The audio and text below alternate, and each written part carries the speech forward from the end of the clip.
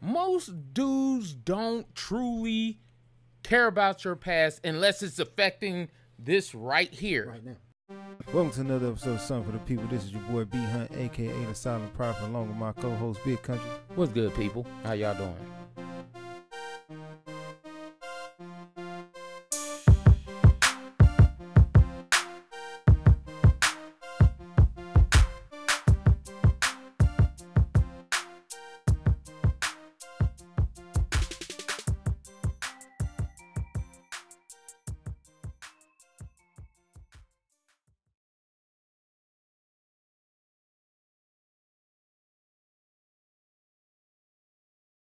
Welcome to another episode of Something for the People. This is your boy B Hunt, aka the Silent Prophet, along with my co-host Big Country. What's good, people?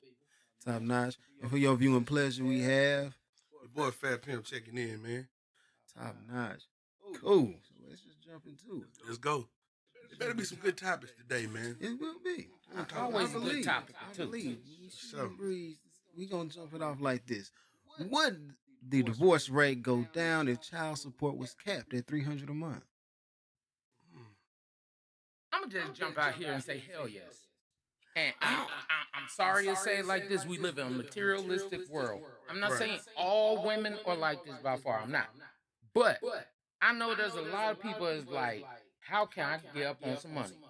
So some people will milk and juice the system as much as possible. Like, don't get me wrong, there should always be a cap on child support. Because there's no child, like Kanye pay $100,000 a month.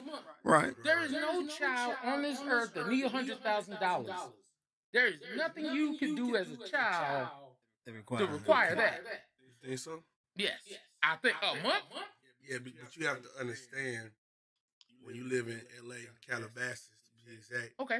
you got to pay for those tuitions. Okay.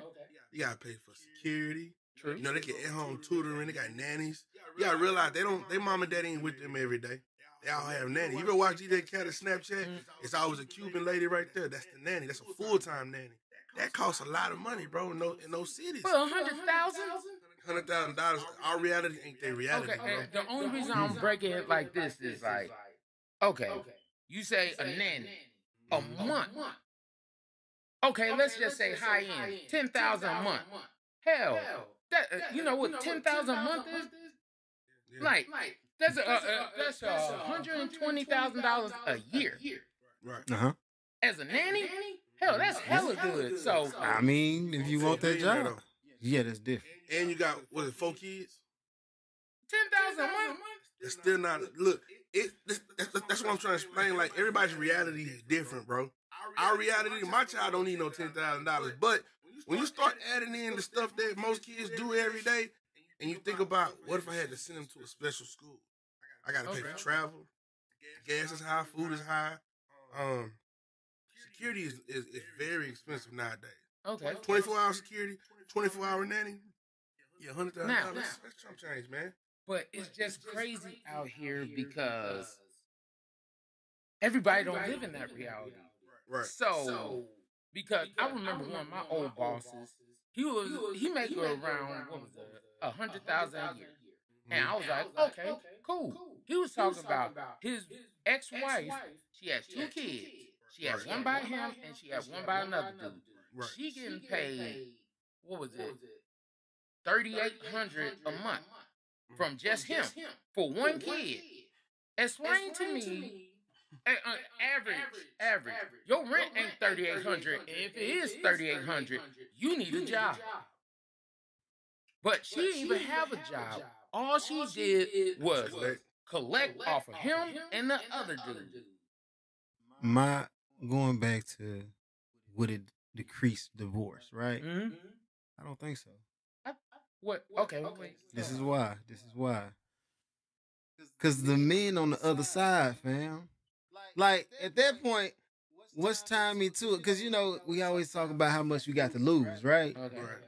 So it's like, damn, I only lose $300. Yeah, I don't have to be with you. Yep, that was my bad. Here go $300 a month. And then I can go find somebody else. It leaves men to be like, I ain't really that invested in trying to work that out with you. Right. So, but from the woman's perspective, yeah, I don't feel like she gonna be like itching to jump out of the relationship. Like, oh, I gotta get out. I gotta get out. You know what I'm saying? Cause she like, it's only $300. Look, let's work this out. Especially if he, got a certain status, got a lot of bread on him. So she gonna, I need to keep him. I just feel like the roles will be reversed. Definitely. I think men will be filing for divorce. And I see your point, and I agree with that. The issue I'm having is because I hear a lot of times nobody looks at the welfare of this child. Yeah. Both parents should be in this child's life. Right. But a lot of times people get out because they got a way out, an easy way out. Man, oh, I don't like you no more. Oh, I found somebody better. I can divorce you, get money from you, and then find somebody else. Right. Right. I mean, take it this way. If she, a fee who dealing with, multiple low income type guys, and she know 300 is what they gonna give me for each one of y'all. What's to stop her from collecting 4 guys? And now I got 12. See, that's because I'm just saying. stigma behind it. Like, you got one kid, okay, man, everybody here in their 30s or older. Right. Like, of course you got a kid. Most 30-year-olds at least got one. Man, when Correct. you start knocking down 4, 5, like, baby, nah. Let me ask y'all a question. Sure. What if they had a rule where if you filed for the divorce, like you chose to separate the family, you had to pay the child support?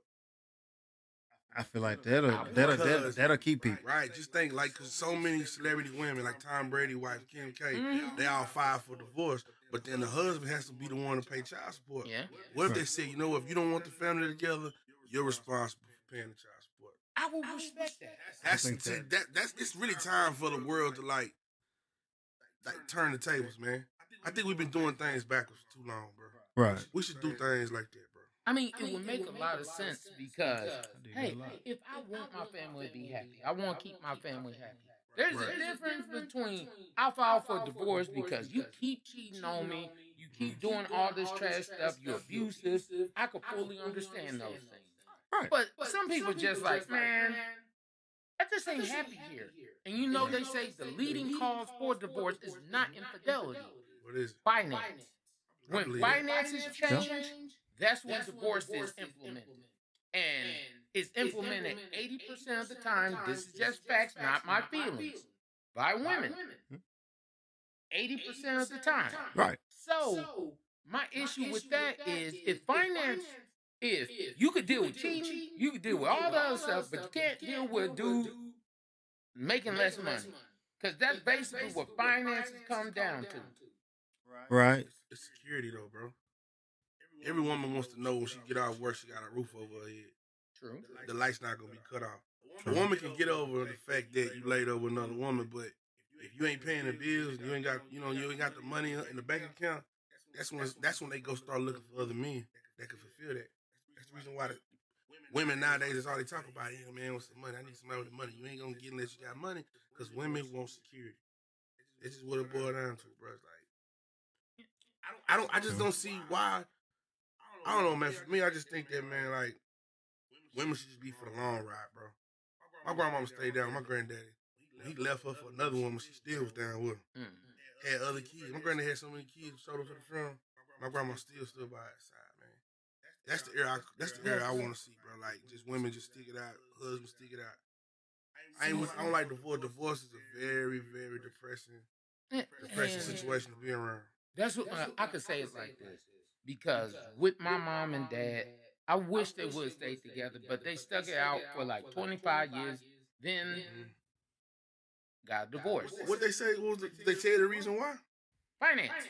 Well, my mom was upset because my dad was unfaithful.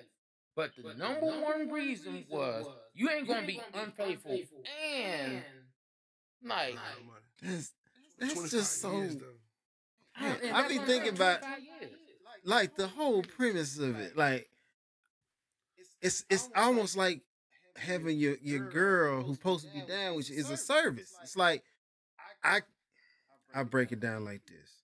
You show up at a car wash and you got somebody who do the full service, right? Yeah. Like they clean it top to bottom, you don't touch nothing, they just get it done. Right? Cool. That's a certain price. But if you ain't got the type of money, now we ain't finna touch your car. I understand that from a business aspect, right? But when it comes to somebody, you say, "Oh, we jumped in this off love," and the whole point of it is, sometimes your financial situation ain't 100% you right now. Don't get me wrong. If you stay stuck there, I agree. Damn, you should have been trying to get yourself up on your feet. You should have been trying to do. But if a guy is giving 100% to trying to make a better situation for you, Right. I don't feel like, oh, well, you broke right now and you cheat. What? Do you love me or do you not? Like you, this is that time where men gotta hit you with the line that we get hit with. You knew who you got with. You knew who I was before you met me. I didn't have one 25 woman. years is a long time. Yeah. But I'm saying, 25 years, you should have learned me very well. Yeah. Right? You knew who I was. You knew who I was. 10. And you know, just like when we was dating, the chick that I was talking to that wasn't you, Right. she wasn't important. You knew that. But the only difference was the finance. We didn't really deal with none of that. You start loving the other stuff on now. Hey, if you're going to do that, you need to be paying for the premium service. But like even with Just cheaping it. child support right now, honestly, I do believe every child should be taken care of. I don't care your excuse or what. But there's a difference between me taking care of my child and me having to still take care of you. Like when you get to a certain amount of money, the average child, we're not talking about celebrity no more, but the average child, you're not going to sit here and tell me this child needs all this. Right. Like, yes, I believe every person, whether you're man or woman, you must take care of your responsibilities. First of all, as a man, that's the main thing. We have so many responsibilities we got to take care of. Right. So your child should be one of those main ones. But The thing about it, because I feel like, don't get me wrong, I'm not sure, I'm not a judge in any way, shape, form, or fashion, but if they sitting back and they put a percentage on it, and I agree with what you're saying, like, hey, if that percentage get too high, bro, you really don't need all that. It makes sense. yeah. However, there has to be some form of separation between, you, bro, like you said, you in Calabasas, fam. Your kids in that lifestyle, it does require more money. I know there's a base rate, but maybe it's a base rate for every area. If you just so happen to meet this chick in Cali, then you finna pay absorbent amount. Texas is one of the only places I know that got a cap. I think Texas might be 3,500 if I'm not mistaken. Afterward, we're gonna get the right number. But I know Texas got a cap, but California don't have no cap. And that's the reason why, like, a lot of people, they get married outside of California. I would too. You really think about it, man, it makes sense to get married somewhere else. Yeah. You don't want them Cali divorce lawyers on you. Who was it? Gary Owen. Yeah, he was like, it was a race. Whoever got served them papers. If I got served in Cali, then that's where we gonna go to court. That's where that money gonna come from. But if I get served out, I forgot exactly what state it was. Yeah, some part, he was like, it's better for me. So he was like, I'm doing shows, I'm ducking and dodging people, don't let him get to me. I'm like, I don't know, that's a lot of pressure, man. Do you think, but listen, you're a father too? Mm-hmm, that's all. Do you think $3,500 is enough each month for your child? I mean, I look at it like this. Well, I'll let you. Well, if I was making a lot, if I made it, it ain't hurting me, cause nah. But like I said, if you need the 3,500 and you know I got it, just send me mine. Like, at the end of the day, I already know what is it. It's 60 it's 60, 70, or 80%. Yeah. Fatherless homes. That's who fill up the prisons. Yeah. Right. So if you and me have agreed, we got to a point where we ain't gonna function. Right. Let me put you can get back on the market 100%. I want all mine. I won't give my kids to me. Don't even, I'll pay you to stay away and leave me with mine. Yeah. If we got to go that route. But, you know what I'm saying? Yeah. I'm like, God forbid me and my wife break up. I hope we never break up. But if we do, I'm going for a full custody because that's how much I want my children to be in my life. That's how much success I want them to have. I never want them to be like, Daddy wasn't here. Right. Daddy didn't love me. Or anything like that. I want them to know, like, I would never keep my children's mom away from them. Exactly. But you hear a lot of times the opposite. But also you got to take into account who got the kids most of the time. I can't say 100% that every guy gonna think the way we think. Yeah. I can't say that because there's not a lot of men in the situations where, hey, I got the kids and she on the outside, right? Mm-hmm. So I just figure most of the time in a relationship, the person who letting stuff go most of the time is the guy. Like, hey, it didn't go my way, is what it is. Keep moving. Right. Yeah. So I just figure majority of men, hey, when put in that situation, gonna feel like, hey, I ain't finna keep her from her kids. They need to see her just as much as they need to see me. I just feel like we move from a more logical place. Yeah. A lot more, hey, nah, it's gonna be detrimental if I try to separate you and make you feel like she's less than. Let me keep you. It's not a lot of emotion on that side. It's all what's best for the child. At least from, like I said, from the male standpoint, from where I sit. So let me jump into the next. All right. Would you rather have the love of a good woman or the respect of a good woman? Respect, man. I don't give a damn about no love, man. I'd rather you respect me, man. I feel like at the end of the day, a woman that disrespect you, that'll drive you crazy. I feel like if you say you love me, how you gonna disrespect me? You shouldn't. I feel like they're tired. Have y'all ever disrespect y'all parents before? I mean, But you love them, though. that is very true. You know what I'm saying? Like, I love my daddy to death a lot. At one point in time, I didn't respect him. And we ended up fighting.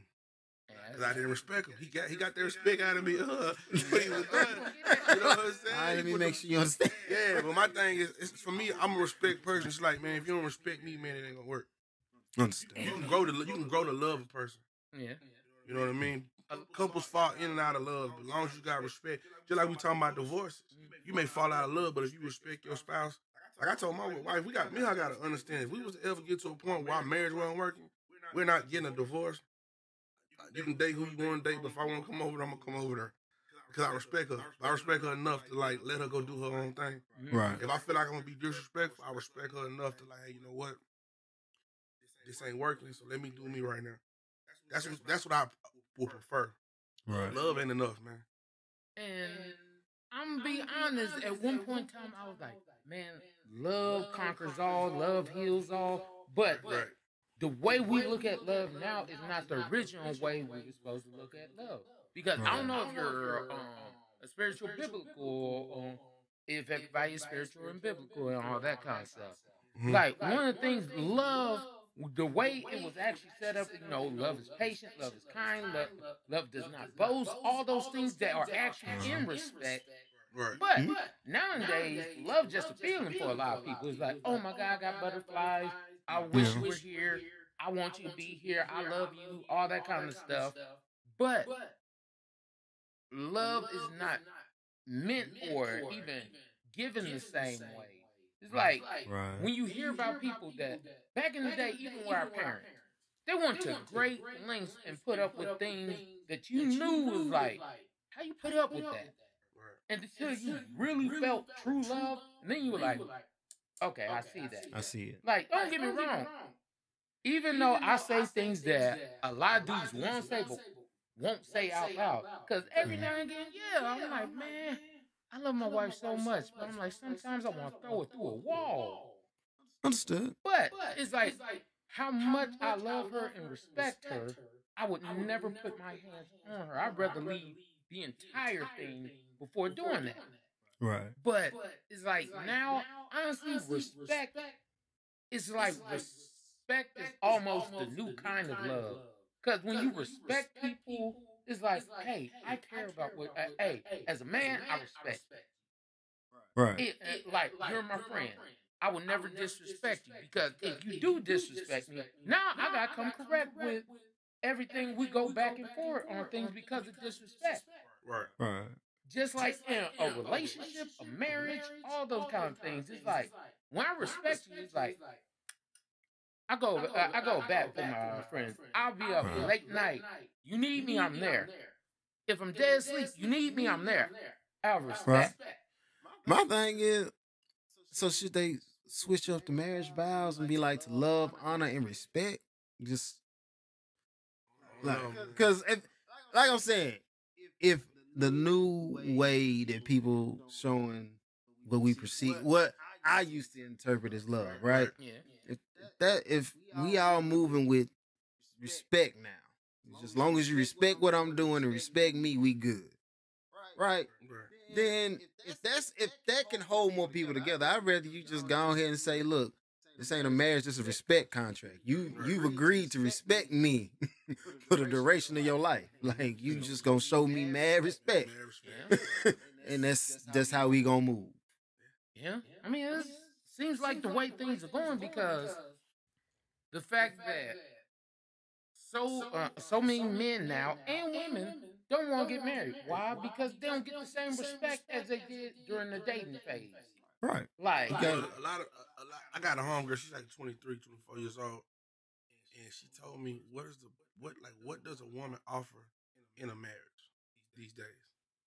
Why should a man marry a woman? Because if all women think how social media shows that they think, why would a man even want to get married? Especially in California, you're gonna get half if y'all divorced. Yeah. So why would a man even want to marry a woman? Nowadays, you gotta really look at things are so confusing nowadays, bro. Like it's really hard for everybody. The kids, it's hard for the parents because I want a person to respect me. It's like sometimes you gotta sacrifice love. Yeah. You know, in a relationship to kind of just make it work. Yeah. You know, it's really a business. It's really like a business. Yeah. A marriage is really a business, bro. That's it. Yeah. It's first of all, it's a marriage contract. Yeah. I come with my half, you come with your wherever your half is. It don't even gotta be finances. But wherever you bring and you come with your half, I come with mine. We make a business agreement. We sign. Right. Bet. We join. There we go. I mean, if we being honest, back in the day, we say that, but the way it really was, we get out here. I know how to work this plow. I'm gonna plow you. We gonna make these kids. They gonna help me. You basically, you the factory. I got the work. I got the work. That's really how it's supposed to be. Yeah, but since when money got involved, and now it ain't who putting in this and who put. Now it's just, hey, if you can punch a couple of keys better than I can punch a couple of keys, then you can get way more money than me. Yeah. So now we don't even base marriage on genetics no more, or at least on the women's side. Because I know majority of the time, dude, if you fine enough, I'm gonna let you make it. I'm gonna let you slide. Yeah. But it was I was watching Instagram. This dude came up and he had this married couple sitting there. He said, "All right," talking to the lady. He said, "If you made 100K, how much you got to bring to the table?" And she said, 100K or more. Like that's just he can't make less than me. And she was like, and he was like, yeah. And the dude said, yeah, I agree. Understood. Then he turned around and asked the guy the same question. He said, you make 100K, how much you got to bring to the table? He said nothing. He said, because it says so. He said 40K, maybe 50. But he was like, why is it different? He was like, it's just the way men move versus how women move. She using you as the upgrade at all time. Like the dude she with is the upgrade. If he make whatever his bank account look like, whatever his ability to provide look like, that's what she gonna tell her homegirls about. She ain't gonna say, oh, he look amazing, this, that, and the third. If she wants you to look good, she'll send you to the Gucci store.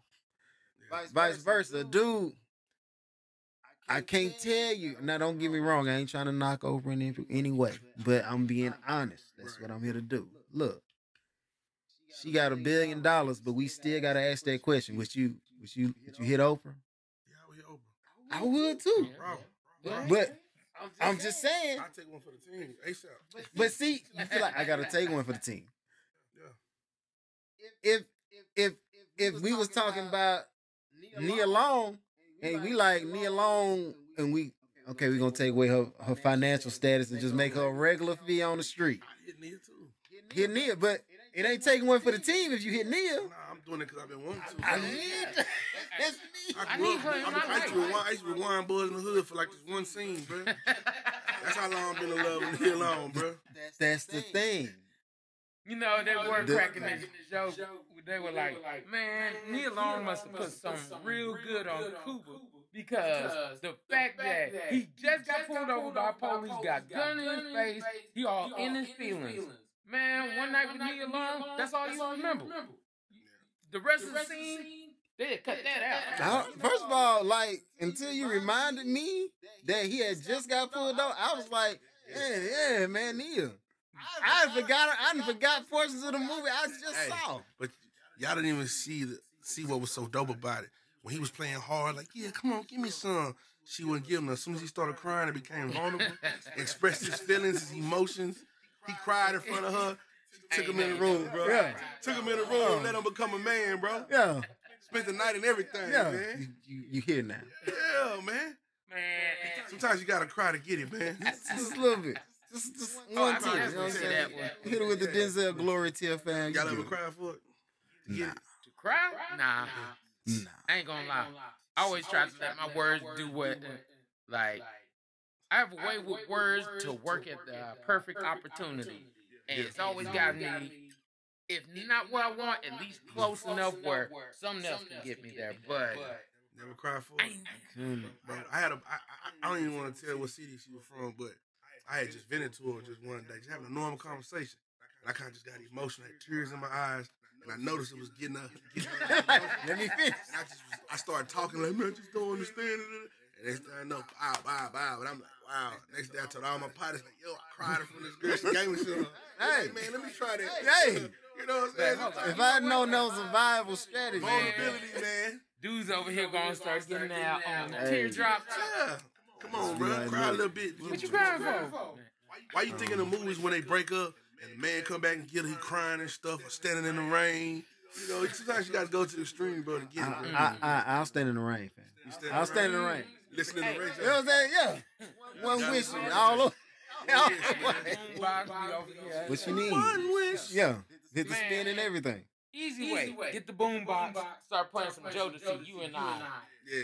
Man. Shit. I'm back. Still like R&B songs? I don't know. Because that was one of the things I was like, all the R&B I hear now, don't get me wrong, I like R&B now, but not like it used to be in the early 2000s, 90s, especially 80s. You know, they tell you how you really feel about a girl. Right. You can play that one song, be like, this is it right here. Emotion. You remember, I know you remember it, back in the early 2000s, where you record certain things on your phone, be like, that's my song, you know, when I think about you, all that kind of stuff. Of course, man. But now it's like, I don't know what you can say about R&B. I just want some pussy. No, it ain't that, bro. It's just that we come from the church era where our grandmas and them was in the church, you know what I'm saying? Your parents be in the church. And so the kids, the adults that we heard singing, when they was kids, they was brought up in the church. Every time you see the unsung documentaries, whatever group it is, they grew up in the church. Yeah. You know, that's how it is. So when the music comes out, it naturally has a gospel feel to it just because you can feel the pain. I think the new generation of R&B, they kind of more, they grew up on the internet, it's a little different. They don't sound soulful. They can sing. It's a lot of dope R&B, but to me, they don't sound soulful. Me and my wife, we go to a church, and it took me a long time to enjoy the music because it wasn't what I was used to. You know, I don't hear the organ, I don't hear the when I think about Jesus no more. So, but now I like this type of music because even Kurt Franklin has evolved to the new sound of singing and stuff. So it's just how times are. You know, these kids don't really go to church no more. No. And I'm not knocking what other people do, but you know, people worship God or whoever they worship in their own way, and I'm all for that, man. So we're not gonna get that old school R&B no more, man. Let's go to a reunion. Well, I don't know. Everybody remixing everything these days. Tell me Silk Sonic don't sound old school. Man, smoking out the window. Because they all remakes. Exactly. All remakes, bro. All these old songs, even Skate. Like, man, Skate to me, baby. Like, man, it was just like it makes you think of something other than just, hey man, I'm trying to get to you real quick. Let me tell this one girl how I feel about it. Yeah. We'll have to see. I don't know. I agree. I don't think ever gonna go back. I mean, but then again, things always come back around. I feel like once we get past, once we get to the point where people stop respecting each other because they stop loving each other first. Now, then once they get out of respect, they get back to love. Then I feel like love songs come back. Like maybe love can keep us together. You see what I'm saying? How has rap today changed the way we look at rap music in our culture? Joke, man. Yeah. It's a joke now, bro. It's not even. See, me being an artist, I remember hearing like Rakim for the first time. I remember when it went from that. And I remember right, and I also remember being in my grandmama's basement, man, and my cousin them having like Dr. Dre, Chronic. I remember when I first heard it. I remember hearing Doggy Style and playing it in my grandmama's basement, and my grandma being like, like, what the F you down there listening to? Because they had never heard MF or all the words that we ain't supposed to be saying. Right. But it reflected the culture. Yeah. And it still meant something. And these people, even when they would get criticized, they would go to the Congress and say, man, this is how we living right now. NWA. Right. They stood on that. Everything that they rapped about, they lived it. And 90% of them was really gonna take the heat for it. Whereas like nowadays, everybody raps, and it's not because they really like rapping. It's because it's turned the new hustle. It's turned into like the quick way to get money. Yeah. And when you have a lot of clones and you have a lot of imitation, you're not gonna have great music. You're gonna have a bunch of watered down music. I don't like 99% of the rap music that comes out right now. And it's not that I'm hating, it's just that I just don't feel it. I don't feel what they rapping about.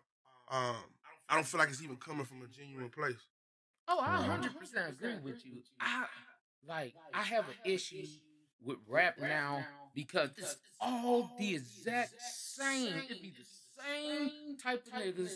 It be the same type of flow. I'm like, bruh, where your own style at? What you out here doing, Like, you remember you used to get some bars and you be like, make you think about it. Now it's like, everybody gives you that same thing, and I'm like, like you remember when you had to keep the cadence. You had to be on beat. Yeah. Now it's like, it just go wherever they want. Wherever you rapping.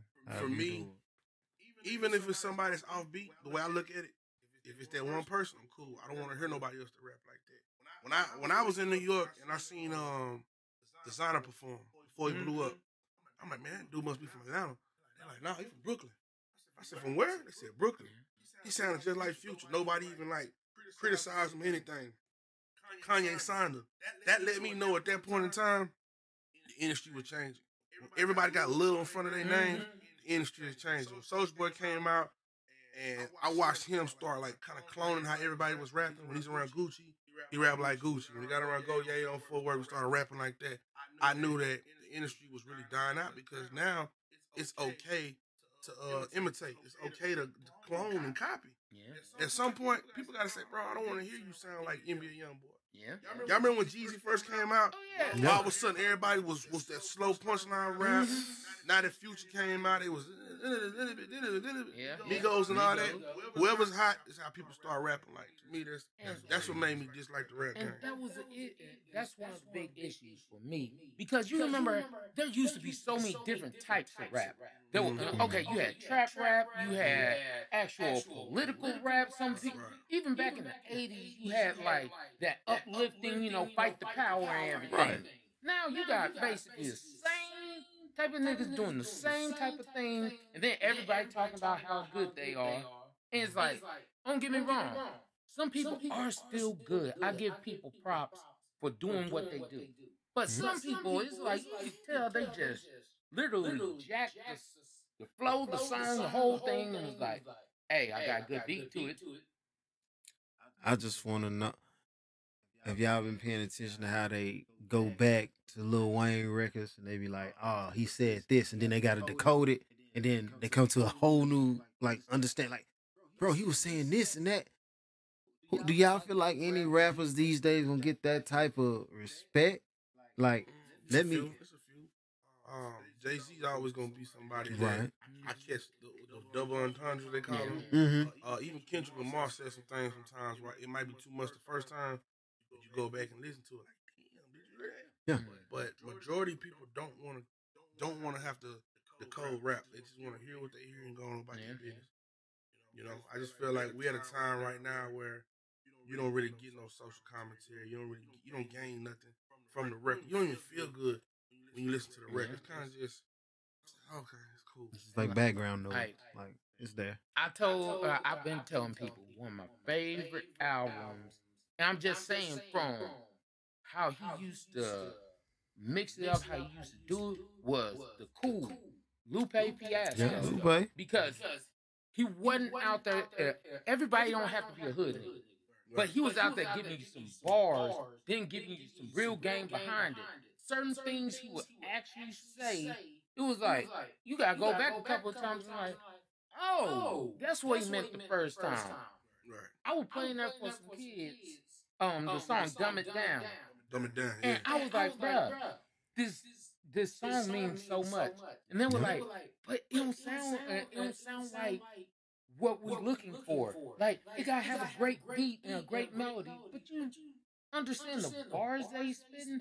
Like, when he's spitting all the dumb stuff, you could hear that very clearly. Yeah. But then when he starts giving you that real knowledge, you like, I don't know what he said right there. I don't even care. It forces you to All think. the dumb stuff he said, you can hear that real quick. Yeah. So that's why I'm like, man, you don't have that too much knowing now. That's true. It's not necessary. It's not. Like for me, when I heard Ice Spice, I really could have just like threw my mic out the window because I was just like, bro, the fact that like the people we come up listening to, they had stories. You saw their struggle of them not making it, and when they finally make it, you felt like you made it because you get to watch your favorite artist blow up. The journey. Whereas like now, somebody could just look a certain type of way and get on Instagram and post a video, and that's the hottest song out. To me, that is taken away from the artistry. Yeah. But it also has helped a lot of artists too. Because if you wanted to get in touch with, I don't know, let's say you wanted to get in touch with Drake, it wouldn't be too hard because you could hit up his friend that's cool with his manager and the manager, you know. So the internet has helped that. But as far as like the quality control out here these days, man, it's rare that you find great music that you want to listen to 6 months from now. Yeah. Like look at Kendrick Lamar's last project. When last time you heard somebody talk about it? See my point, bro, because great music is so overlooked by the BS that go on. Right. Oh, 100% agree on that. But I do feel like all of that came through, eventually somebody gonna go back and be like, let me listen to that Kendrick again. And then it's gonna bring up I feel like he's gonna have the Wayne effect. Like, hey, he said something so crazy. We just overlooked it. We didn't even know. Yeah. You know what I'm saying?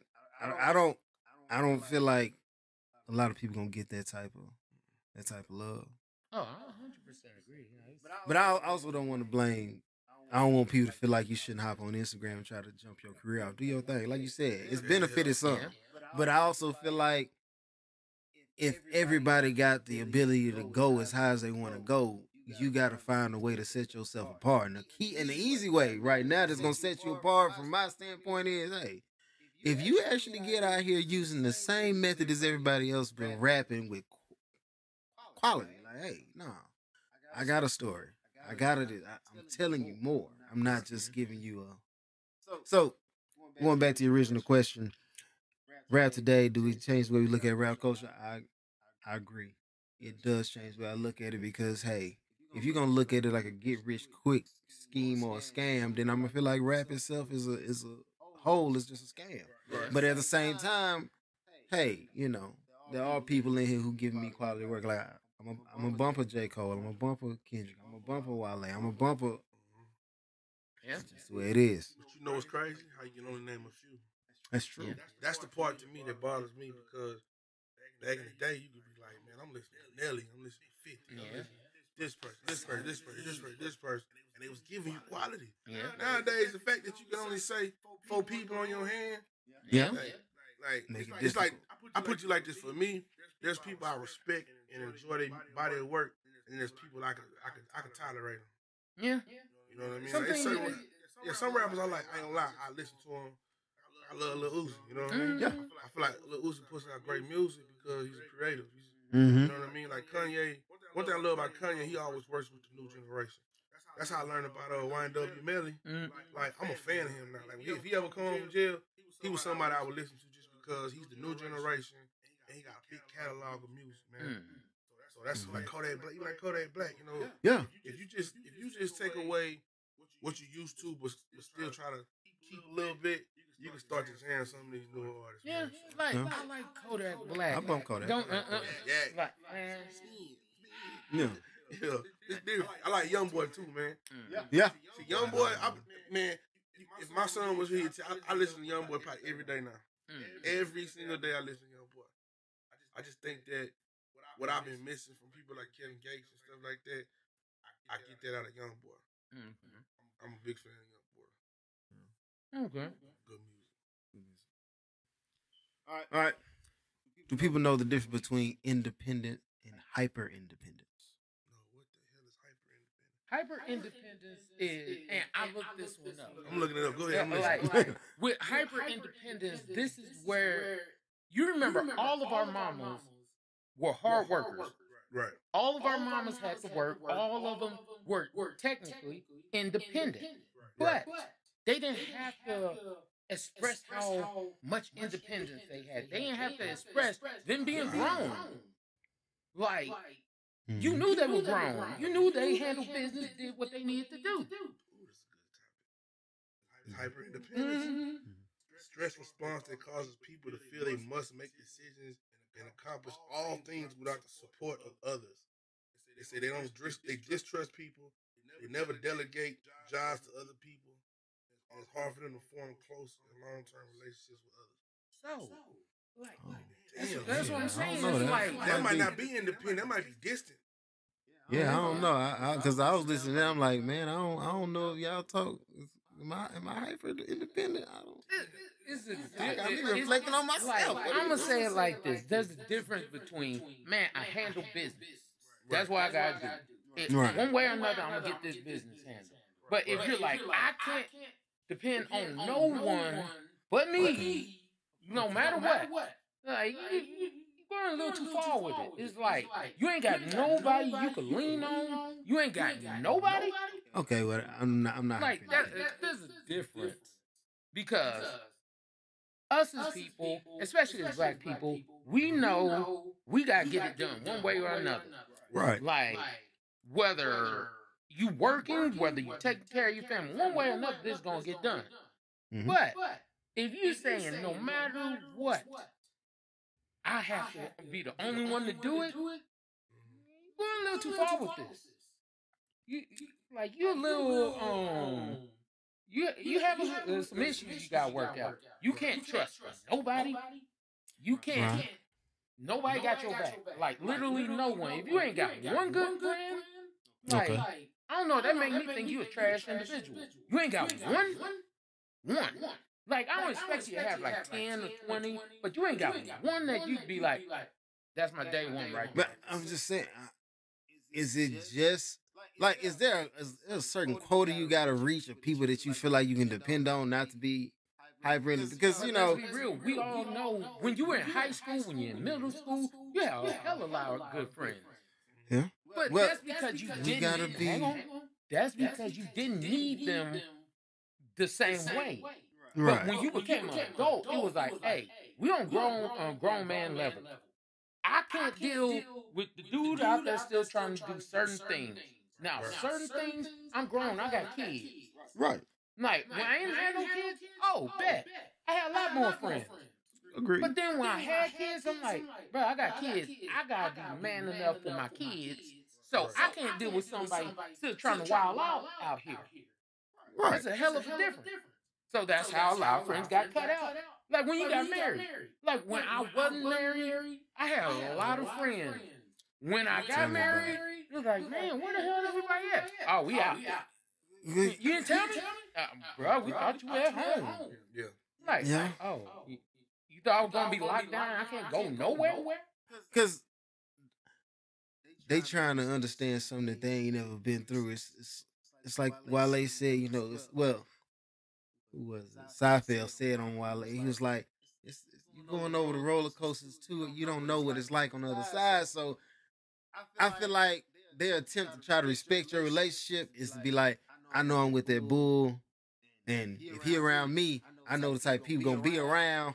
Let me just back off a little bit. And I feel like, them cutting themselves off is like we in two different worlds now. It's a sign of respect.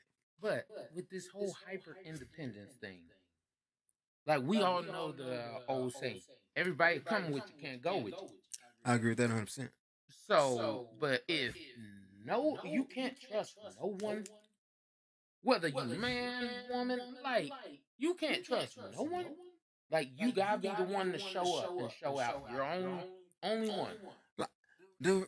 Like my only issue with it is, I'm somebody who do believe like, hey, when the chips is on the table, who better to bet on than you?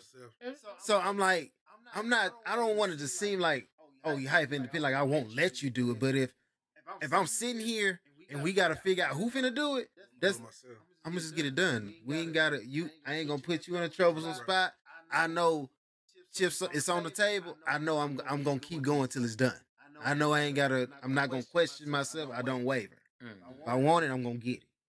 So that's where I find that issue. It's like, is it hyper independence because I'm somebody who proactive about, hey, if it need to get done, I'm gonna get it done, and I ain't gonna ask nobody, because if you see the problem like I see the problem, but you don't jump on it, I assume you don't want some issues. So I don't know. Now, when we go the other way, like if we talking relationships and we talking, because the Instagram situation with the feeds be like, hey, I don't need a man for this, that, and the third. I got my own bag. So I'd be like, granted, I agree that you do got your own. However, you ain't got me though. So you ain't got your own man, baby. That's what I'm trying to explain to you. You ain't got me. So, but when it comes to me, I always look at it like this. It's like, I'm moving silence. When I'm making real moves, I ain't got to tell nobody nothing. Like, if you grown and you handling business, what I got to tell everybody for? But see, I feel like that would be somebody, like, that could be falsely interpreted as hyper independent. Because if you ain't saying nothing to nobody, you're not delegating. So I'm like, because I'm somebody who gets it done, I don't want you to think I'm hyper independent. I'll let you do this. But you got to show the initiative that you want to do this, because I know me. I'm not going to fall on me. I got me. So if you going to say you got me the same way, I need you to take that initiative and let me know, hey, bro, I got this for you. Cool. Yeah, I don't think hyper independent is a bad thing. Especially when you're used to people letting you down when you delegate things for them. You're used to people not doing what they say they're going to do. But me, I don't have a lot of people I can depend on. I may got 2 people, 1 or 2 people outside of my household. And I'm telling you this because whenever I have car trouble, I never get people on my line saying, hey, bro, you need a ride, or, you know what I'm saying, you need any help or anything. I may got a cousin and 1 partner. That's it. And to me, I think that I deserve the right to be like, you know what?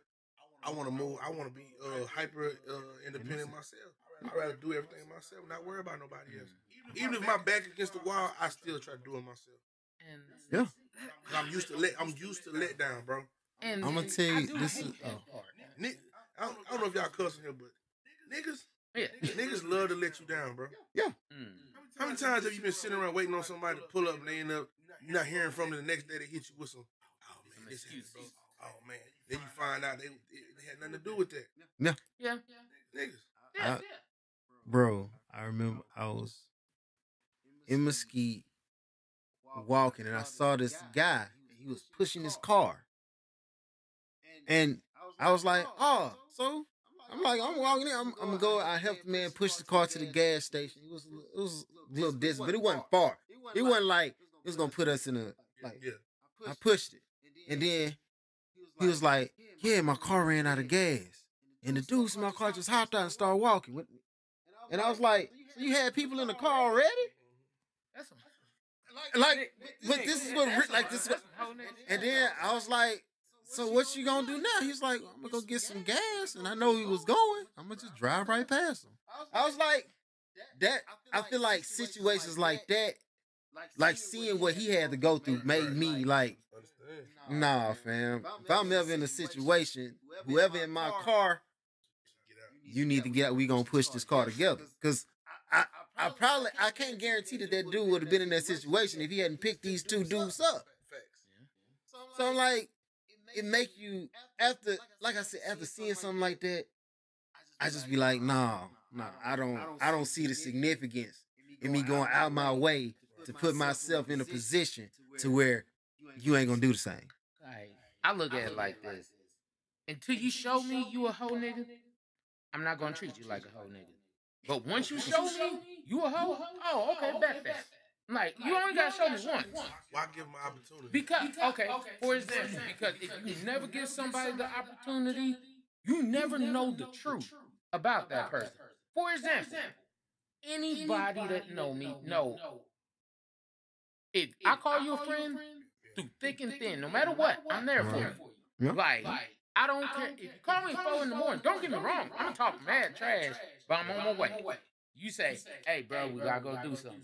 Bet, I'm on my way. Hey, bro, my car broke down. Bet, I'm on my way. Like, there's not one person here, anywhere that could say, that ain't him. But my thing is, I've had niggas hold me over. I'm like, bet, okay. I'm gonna give you that opportunity to show me who you are. Once you show me your true colors, I'm like, okay, there we go. The reason I don't feel like I need to give a person an opportunity is because life already, like, no matter what I do, something gonna fall apart. So when that fall apart and you see me in this situation, that's why I be like, take initiative. You see me in that situation, fam. Hey, you help me, I'm gonna remember it. Like, same vice versa. Ain't nobody you gonna be able to reach out to, gonna be able to say that, hey, B Hunt don't come through. B Hunt always come through. Sometimes too much to my own detriment. Yeah. I pull up for you. And it's for some dudes, I be like, look, I'm helping you, but understand this don't make us no closer. I'm still not your real partner, but I see you down bad. I hate to see you down bad. I just hate to see anybody down bad. So let me get you. I got you. But don't think that I'm finna hit the club with you at any point. You know what I'm saying? Like, I don't rock with you like that for real, but you down bad, I got you. So I be like, but I'm like living this life I understand. Guaranteed. Majority of the time, it's gonna be something go wrong. I can't say it's gonna be a major, big issue, but it might be something small. That's your opportunity. That's why, going back to what Ross said, look, it's leaves on this man's porch. The rake right there, and you at the door. Now, obviously, he doing something that's important because he ain't got enough time to get the leaves off his porch. Now, some people gonna be like, it's his leaves. I'm gonna leave them right there. I'm here for what I'm here for. But I'm like, if I'm gonna come call myself taking up your time, fam, look, you got a bag, fam, here you go. Done deal. Now this is what I need. I'm not finna, cause it's small to you, but at the same time, it's so, bruh, I'm not somebody here to waste your time. I'm not here to waste any of your time. I'm here for you. Vice versa. If I'm talking to you, trust me. It's a million people to talk to. If I need a conversation, I'll get a therapist. We got moves to make at all times.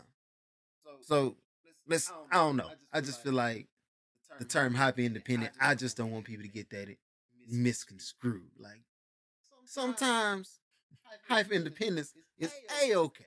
Ain't no issues with hyper independence.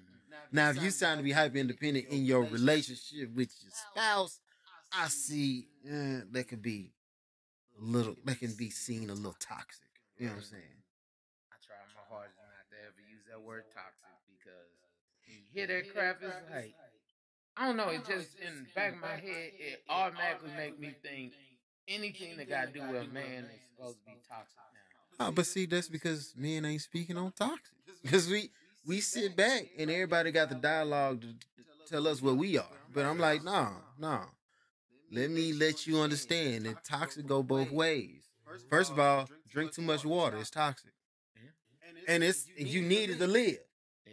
So what I'm telling you is, if everything a man do is toxic to you, then maybe you thinking that everything is toxic about a man is toxic, and we gotta mention that. We gotta say that. Outside of that, we jumping into the You Won't Believe This segment, and You Won't Believe This is brought to you by.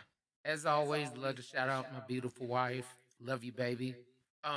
Check out her product line, Wasted Desires. You can go on wasteddesires.com, and they have waist bead, waist chains, anklets, bracelets, thigh chains, all those different type of things. Check her out. She's on Facebook and on Instagram. Check out her other product lines, Yanni Like Mine and Traces Like Mine. Yanni Like Mine, ladies, please believe it don't clean itself. Stop telling this lie.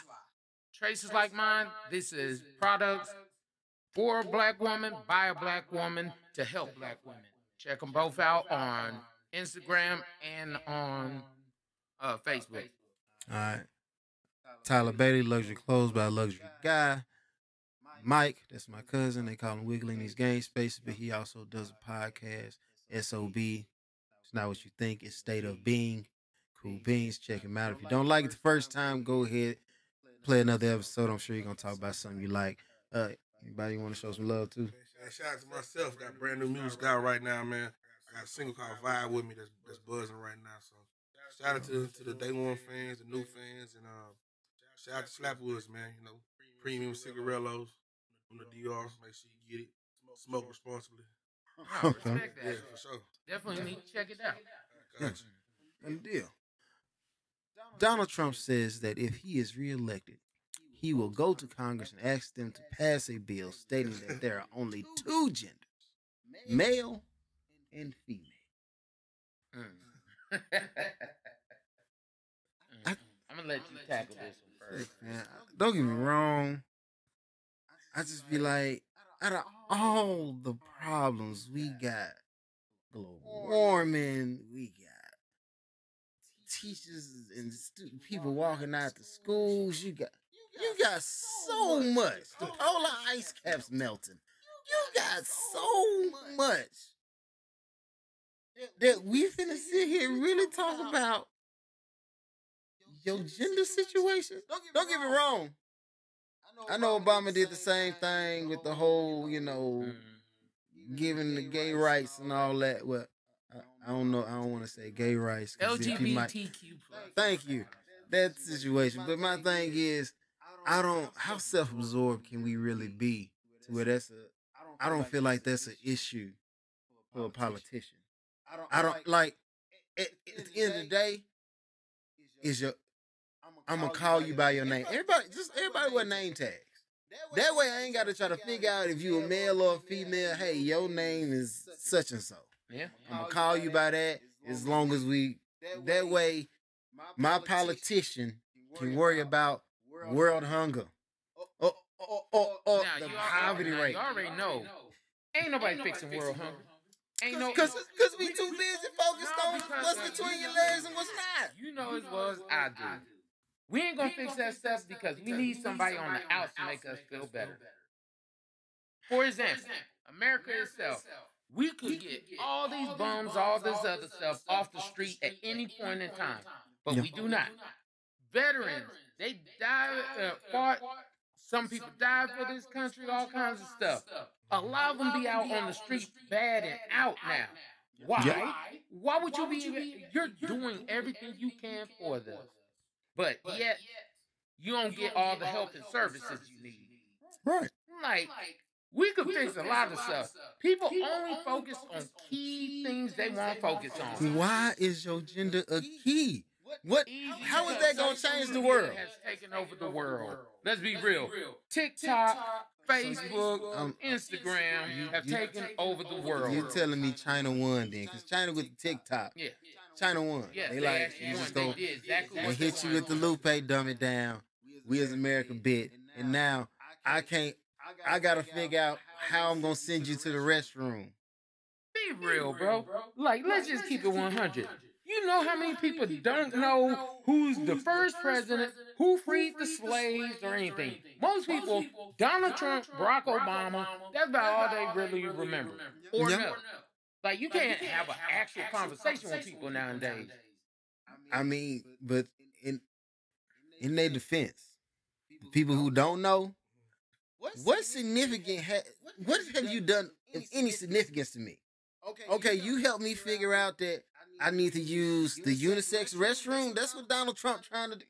I need to figure out which. Because he's playing to what they want. Because nobody told him you should want more. Bruh. You should want more, man. I do. People are stupid. A person can be smart, yeah. But people in general, they'll gravitate to whoever offers them the best thing. If I give you the perceived best solution, but it fixes something, okay, yeah, I like that. Like, the thing, I don't give a crap about your pronouns, your gender, or anything like that. You respect my rights, I respect yours. Bottom line, that's all I care about. No. But you over here trying to, if I'm reelected, I'll go to Congress and ask them to pass a bill. Okay. There's so many bills you could, like, let's be real. That was just like when Biden passed the anti-lynching bill. Who the last time you heard get lynched? Who? In the last, what? And also, you gotta take into account we in Texas, fam. First of all, look, last time you ever heard of anybody getting lynched. Give praises where praises is due, fam. Nigga. Texas ain't gonna be much lynching in Texas because everybody got it. You know what I'm saying? It's on me. I ain't worried. Exactly. You ain't gonna run up on me with no stress or no drama because you understand where I sit and I understand where you sit.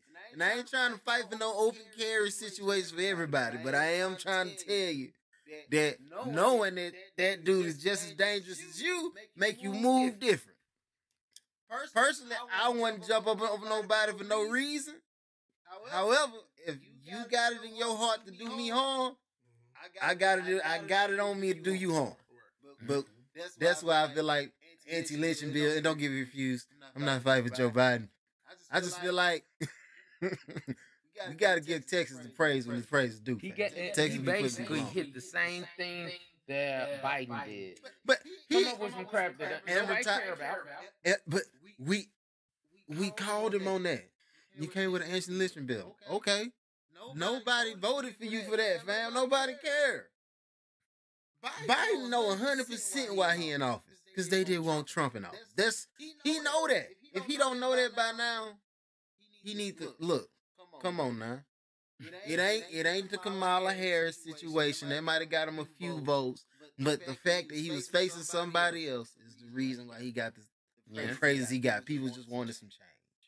Now, don't get me wrong. I'm going to be honest about it. When Trump was in office, my pockets was a little bit fatter, fam. I had more money. It is what it is.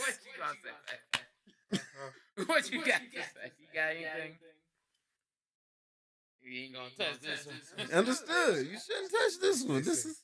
My mom always said, hey, keep quiet. I got nothing to say.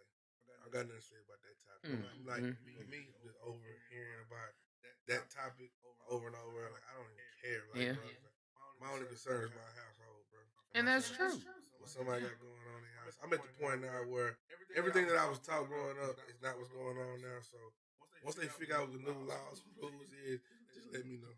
Yeah. So I can move accordingly. I don't want to talk about it because at the end of the day, I'm a Trump fan. I'm gonna keep it real with you. I'm a big Trump fan. I get a kick out of him coming on TV. When he was in office, bro, and he was about to go live, I literally stopped what I was doing. So he gonna give it to that day, bro. He gonna say something.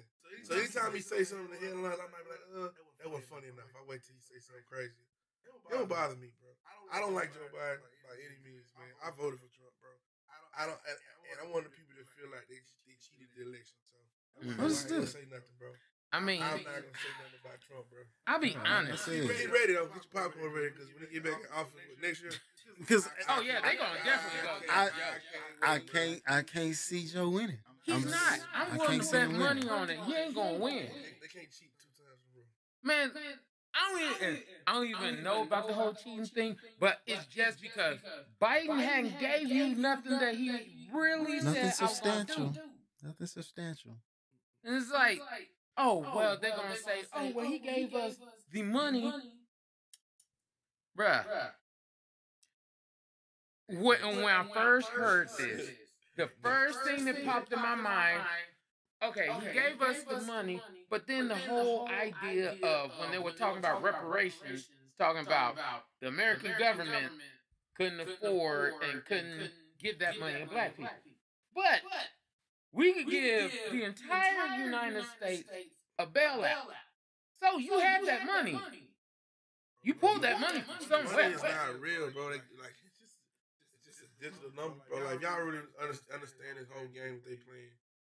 Black folks really need to quit complaining with them, do our own thing. Because let's keep it real, bro. Anytime it's a war, they got billions of dollars to send to Ukraine. Yeah. You know, Syria and Turkey got their situation going on with the earthquakes. We ain't sent $1 over there. It was like, for me, it's like, I know the money is there. Yeah. And then on top of that, if black folks do get reparations, if you think about where most of that money gonna end up, it's gonna end up right back in the Because bro. we ain't got the infrastructure. We don't have none of the stuff that sustains We have wealth. to start everything. We have to start over from scratch. If God came down here one day and said, you know what, I'm gonna strip everybody what they have and what you was inherited, it'll be a whole different playing field, bro. But we curse as people, bro. We start getting, I know you religious and stuff. When we start getting into the biblical part of it and realize we curse as people, bro, you kind of understand why we go through what we go through. So, as a black man, I just say, you know what, I'm gonna do the best I can and provide for my grandkids and their kids, man. Yeah. Just go hard for them. And I know Biden ain't gonna do that. Trump ain't gonna do that for them. Yeah, neither one. So we got to do it. Yeah. So, Agreed, 100%. I'm gonna leave it on there. I like it right there. I like it right there. 300 Alabama high school students at Hillcrest walked out after the school told them that for the Black History program, they cannot reference any Black history that is before 1970. what? Yes. Alabama. Tell me how that makes sense. Literally 1970. What? So that's the whole civil rights movement. That's slavery. That's not reparations. That's Reconstruction. That's the Tuskegee Airmen. That's World War I, World War II. All that stuff. I'm like, so what we gonna do? Rodney King? OJ? Nothing. No. And that's what I'm saying. You ain't even talking Emmett Till. Yeah, you can't say about Emmett Till. You can't bring up none of the stuff that really. You can't bring up Jackie Robinson. You can't. Like, it's crazy out here because all the things that you possibly could talk about, you can't touch it. That's because in a lot of the red states, they're trying to make it to where white children shouldn't feel uncomfortable learning about what their ancestors did. That's what the big issue is. Because Florida's the same way. Their governor says that if it's gonna make the white kids feel like hurt, y'all can't talk about it in school. That's why they don't have African American studies in them schools out there no more. So you realize if we're going on that premises, everything in history makes somebody feel hurt. Right. Like literally everything. At one point in time, women couldn't vote. But they actually, in Texas, they talked about you couldn't talk too much about suffrage. Native Americans, we killed off 95% of Native Americans as just Americans. Like, just by plagues and all that kind of stuff. That make them feel bad. Oh, slavery. A lot of people don't even know Africa had Holocaust. Yeah. Like, the issue we have is we keep on trying to nitpick these little things, but then it's like, what all is left? That's not gonna make anybody feel bad. What can you talk about? That's why I feel like it must have been ordained by God that I said, hey, we gonna leave it right there when he was talking about you gotta do for yourself. Yeah. Like, look, teach your own. Hey, look, the school ain't gonna tell you what it was like or what really happened. Let me tell you. And this is what's going on. Now, in my house, little Timmy over there ain't gonna be hurt, fam. I think, me personally, I have a problem with people being sensitive. Yeah. I grew up in a desensitized house, man. My mama don't cry even to this day, like F your feelings, bro. That's just how we grew up. That's how I raised my kids. I'm like, bro, the world ain't fair. Yeah. Like y'all can go to school and say don't pick on little Timmy and this and that, but when you get in the real world, people really pick on people. You dig what I'm saying? They don't pick on Timmy. And I feel like you're supposed to have uncomfortable conversations. Yeah. I want to know about what happened in Mexico. I want to know what happened in white households in their history, because me being uncomfortable allows me to learn and grow. Yeah. But if I come to school and sensitize, I take out God in school, or I say, well, we're not going to learn about slavery no more. To me, it's like y'all really want to create a generation of no history. Right. You can't say anything. I'm going to be real. I'm going to let you get back to it. We want to create a generation of pussies. Like, oh my God, like the most sensitive, soft. I'm like, give me a break here. You can't talk about nothing. I think we already did that, but all right. Like bullying, bro. You know, I was telling my kids, like, yo, y'all don't have bullying. Y'all can see, this is my thing. It said, well, people send text messages, cut your phone off. True. Don't get on the internet. When I was coming up, man, you get your ass all the way home. By the older kid, oh, he got Jordans on, I'm gonna beat his ass. That's bullying. I had a dude bullying me on the bus, man. He used to, every morning he used to slap me upside my head. I was scared of him. But I wasn't scared of nobody my age, but he was older than me, like 3 years older than me. And 1 year, my granddaddy gave me a Kango hat. And he took it off my head and put it on. So I waited until we got to the school. And as soon as he walked off the bus, I beat his ass. I jumped on his back, wrestled him down to the ground, and started punching on him. That nigga never put his hands on me ever again. And what that did was, yeah, it hurt going home every day. Like, yo, he's slapping me. But once I whooped his ass, I realized, like, oh, all I got to do to a bully is punch him in the mouth. That's how I raised my kids. Like, bro, it's cool to let somebody talk about you. Even somebody hits you, you don't want to fight them, cool. But if you ever feel like you get to a point you can't take it no more, put your hands on them. Yeah. Come get me. I set it up where you can fight and y'all can get it over with. You know, in Texas, there's this thing called mutual combat. Mutual combat. What's that? It's basically, as a man, if me and you got beef, we got issues, we could go in front of a police officer right now and say, hey, me and him want to fight mutual combat.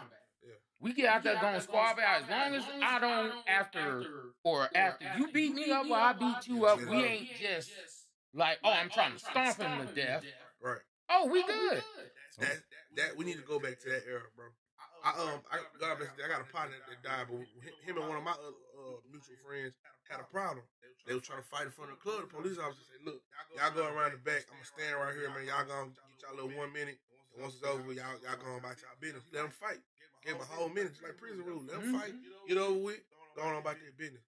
That's what we got to go back to, bro, because that sensitive would have been like, you know, don't do that. You know, that's not nice. Hell no, man. Like, even like people that don't, I don't want to say that the wrong way. Even people that we don't understand sometimes, sometimes you got to get talked about. Yeah. You know what I'm saying? You got to get laughed at, bro. Being laughed at makes you stronger. Yes. Yeah. The internet, people talk about you all day, but what does it do? It makes you get better, man. It makes you step your swag up. I used to be one of them kids, man. I used to tease people at school, like, dang, bro, you dirty, bro. Like, you had a white shirt on and had a brown ring around. I'm like, bro, you dirty as hell. You know what I'm saying? Because I be like, bro, you got to take a bath before you come to school. Yeah. But nowadays, they're like, they'll send letters home. It's a 0 bully zone. I'm like, hell no, man. Like, we are teaching our kids that everything is okay and it ain't okay. Yeah. Like white people still don't like us. Yeah. White people still don't like us, bro, but you want us to act like everything is okay. Like, come on, man. My thing is, like, this world, especially as a black man, you know, it's a whole bunch of stuff you got to suffer through, deal with. You got to either brush off your shoulder or you got to take that head on. Right. But you learn those things from when you were younger. It was like, man, I remember one time I got jumped by these 2 white kids. Yeah. Man, my dad was pissed. He was like, I was like, it was 2 of them. And he was like, I don't care if it was 2 of them. Go on back out there and go and handle your business. I'm like, don't come back here or I'm going to handle business. And you already knew what that meant. Yeah. So I'm like, go on back down here. Had the bum rush one, run him into the gate, start fighting the other one. Because I'm like, I'm going to take this. I'd rather fight both you two than deal with that man right there. That was crazy. Yeah. But I feel like it taught you so. But at the same time, your dad doing that set a precedence across the whole school. Willie's son, he gonna come back. It don't matter. He gonna come back to this school, and he understand full well that it's 2 against 1. He don't care. So messing with him puts you in a position where you gotta watch your back every day because he gonna keep coming back. Yeah. That persistence alone it'll strike terror. My mama just say, "Hey, Brad, yeah, you lost. That's cool. You suspended. That's fine. I'm finna drive you to school. I'm suspended." When I got to the school, teachers, principals already knew why I was here. That's Brad. You know why I'm here. He ain't here today, Brad. Get back in the car. You better go and get ready. Mm-hmm. You know what it is. But I'm like, you can't do those things no more. All of a sudden, everything's abuse, assault, bullying. Because you know why? A lot of the mamas that's doing it, they doing it out of emotion with guns and stuff. Mm-hmm. Yeah. And so it's not safe. It's not safe to do it like that. My daddy did it multiple. I would say probably about 6, 7 times. I done had to like. My daddy like, man, I heard some people call the phone. You know what I'm saying? Like, I'm like 6, 7. So come on, let's go. But nowadays, it be guns out there. They mama might have a gun. They might have a gun. Shoot me and my my parent. So I get it, but I just for some reason I just wish it was like I don't know. I wish it could just go back to that, bro. Yeah. Well, a fight was a fight. Fight was a fight. You know what I mean? You let it go. I'm like, and it's bad now because you could be great with your hands like that, but it don't even matter because some soft, weak little. Any of that kind of stuff. It used to be like you heard about dudes. Basically, back in the day, it was more. Hey, you knew the person. Leave that nigga alone. Yeah. Certain people deserve a lot of leave alone. Yeah. But now it's like everybody, even scary people. They need a lot of leave alone. Everybody need a lot of leave alone. But don't put your hands on people nowadays. That's what it is. You can't. When you think about it. Money came into every time you even the playing field, you got to change the rules. Money came in, it ain't about the strong, it ain't about the brave, it ain't how can you get more money than him? Then you deserve all the win. Hey, can you get your hands on the tool? Because if you can, it don't matter how big he is, you can beat up everybody here. Great, the Braves count losses. They already, hey, he gone. Why? Because he messed with that dude. You get the bullying kids today, cyberbullying, whatever you call it. You get the bullying them. He coming up here. I gotta shoot him at school. I'll kill myself. I'll be like, that's the only one I hate, bro. Because I'm seeing it so often now. Mm-hmm. People killing themselves, and I don't understand it. I just don't understand it, bro. Because I be feeling like you got tomorrow to make it better. You know what I'm saying? Yeah. I think how do kids know this is how I'm gonna kill myself? How do they know? Yeah. I think it's because the kid can't internalize. Like you said, if we took it back, I ain't win every fight, bro. I didn't. I'm not somebody gonna sit here and give you that false. Like, no, I lost. I won. When I won, how did I win? Okay. Another loss might come, but now them losses starting to get on the back. Nah, Brian don't lose fights no more. Why? Because Brian took enough whoopings to know this is what he got to do to win. Yeah. I took many ass whoopings, man. I used to like to fight, so it's like you gonna win, so you gonna lose. I know niggas that say they never lost, but me, I lost a lot of love fights, bro. But my thing was, I know what it feels like to win. I know what it feels like to get jumped multiple times. You know, I also know what it feels like to get pumped and not fight somebody. But I ain't want to kill myself. Yeah. No, but you was able to. I can internalize, like, hey, I lost. It's what it is. I took that out. We have to find a way to teach these kids, like, yo, it's okay if people don't like you. Yeah. It's okay if somebody don't want to be who you want them to be. Like we talking about the school and not teaching Black history. It's okay, bro. Like, it's not a big deal. You can learn on your own time. Yeah. Black History Month, shortest month of the year. Yeah. I don't really care if they don't teach Black history. I'm gonna teach my kids. Man, Kanye said that same I've been saying forever a day. I don't need Black History Month. I make every day Black History because I'm a black man and I'd rather be educated and smart about things and try to figure some stuff out because you realize a lot of times people be lying through their teeth until you call them on it. When you find out the truth, you like, you can't play me no more. Right. But the issue now is a lot of these young students and stuff like that, they don't know the truth and they don't have somebody teaching them the truth. Right. Like, how many? Well, let's keep it real. What did we really learn from Black History Month in school growing up? Martin Luther King, Rosa Parks. And all that was lies. Yeah. The only thing they really told us how to do was be docile and we'll accept you. Yeah. Be calm and we're gonna let you make it. Cause they ain't I'm telling you. I made sure I had they don't I did a paper on Black Panthers, got an F. F, man. She told me it wasn't facts. I'm like, okay. I want people like at the end of the day, I don't want to prove no somebody of seniority. I guess that would be like authority. Yeah. I don't like going against teachers, man. Cause I'm like, you know what? I don't want the problems for that year. Cause I did it 1 year and it was the worst year of my life.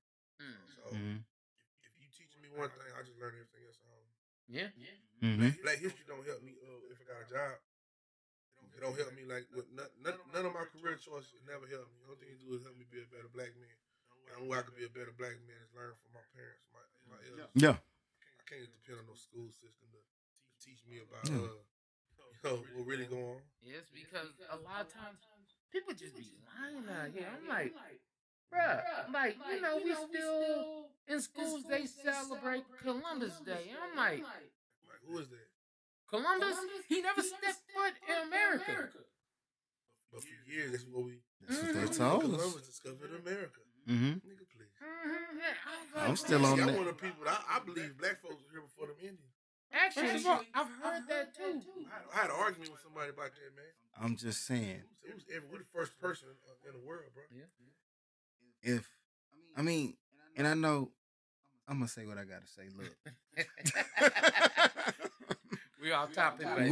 We Europe across the world, Caribbean, Jamaica, all that ain't that far, fam.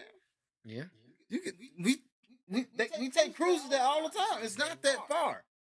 And then you got the Moors who went to show you how to live and stay out of the pens with your animals and whatnot. So what you mean to tell me the people who taught you how to do it can't just go the other way, a shorter distance? Yeah. And I'm going to show them how to do it too? Here's what it is. Like, when you really break down logic on some stuff, like, it's hard to argue with it.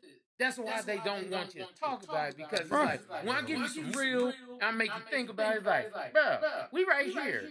You way the hell over there. You sitting here thinking, we not going to go over here? I'm not going to go here first. I made it to you. That's what, I made it to you. I made it. And then, when you talk about the oldest bones found on Earth were in Ethiopia. If you do not know where Ethiopia is, it's in Africa. That's about, it was Africa was known as Ethiopia first. Damn, you gonna have me go. Yeah. I mean, it'll be a whole other I'm like, man, when people know the actual truth about stuff, I'm like, it's hard to pull the wool over their eyes.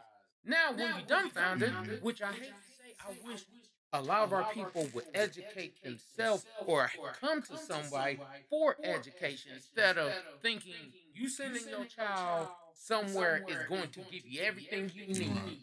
Education starts at home. Yeah. But the issue we have now, because us as a culture, we too busy trying to make money and do other things that we can't teach our children. Fam, I was listening to this audio book, and basically what the dude said was, if you're gonna give 8 hours of your day to somebody else, you can't give 4 to yourself. He was like, if you gonna let the school system give him 8 hours to program your child to believe anything and everything they say, and you obviously disagree with the majority of the things they say because it's not based in fact, it's whitewash. We know that. So I can send you there for 8 hours. You mean to tell me I can't give you 1 or 2 hours of like, I know you programmed to listen to me. You my child. You gonna hear what I got to say. I know if I'm telling you something, Even if you don't show me that you listen, I know you listening. 2 hours of your time is the equivalent of 8 for them. Because I ain't got it. I choose to keep this structure, but I don't really have to. I can sit back and tell you something here. This is what really happened. This will really, and I can do it. Bite-sized chunks, bullet points. If you want to know more, we'll talk more tomorrow. I'm going to be here with you. Yeah. So that's why I understand the whole you trying to earn money, but at the same time, if you trying to if earning money is so important, then if I ask it this way, if I was gonna give you all the money you will ever need to live, and in the abundance of it, more money than you ever had, abundance of money. Only issue is your child would be sick every day of their life. Would you want the money? Would you want the money? So screw all that job shit. Like we really want to balance. We want to balance. I want. The reason I go to work is for my kids, man. I want them to have stuff. Yeah. So if my job is impeding on my ability to tell my child what really happened and what I really want them to know, because I know, just like the milk in the refrigerator, your time will expire, fam. I'm gonna tell you what I need you to know. I don't want nobody to go up and be like, hey, Paige, your daddy did this, your daddy did that. It's a few people. If I was to go today, it's a few people know the real story. They know the whole story of Beyond. If you want to know about Brian in college, go talk to your Uncle Jeremy. If you want to know how Brian think most of the time, go talk to General. If you want to know the emotional side, the ups and downs of Brian Hunter, go talk to his mama. Go talk to his dad. I'm here. Yeah. But as long as I'm physically here, I'm going to tell you. No. I don't go out in the world every day ready to take everybody's head off, but don't get it confused. If I need to, I will. On your behalf, I'll fuck this motherfucker up. I mean, it's true.